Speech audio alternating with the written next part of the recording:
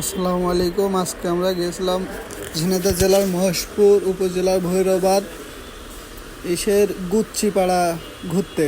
সেখানে বর্ডার এলাকা, আমরা বর্ডারে অনেক সময় পার করলাম। অনেক সুন্দর একটা পরিবেশ। ঠিক আছে, জীবন ভাই, মাসুম, হ্যালো, এই যে মুস্তাক খান, এটা আমাদের সাথে আছে হাসান ভাই। আমরা আইছি বালিশ মিষ্টি খাতি।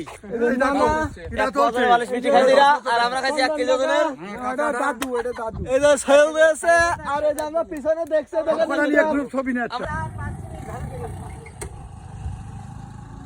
ওই যে ওইদিকে ইন্ডিয়ান বর্ডার, বিএসএফ ক্যাম্প, যে বিএসএফ ক্যাম্প। লাইট জ্বলছে। আর আমরা আছি এই যে পুকুরের এই পাশে, এই যে এখানে আমাদের সাথে আছে আরো কয়টা গাড়ি।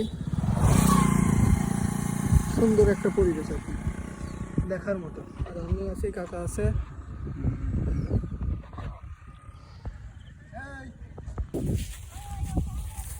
গুলি করবে বললাম তো।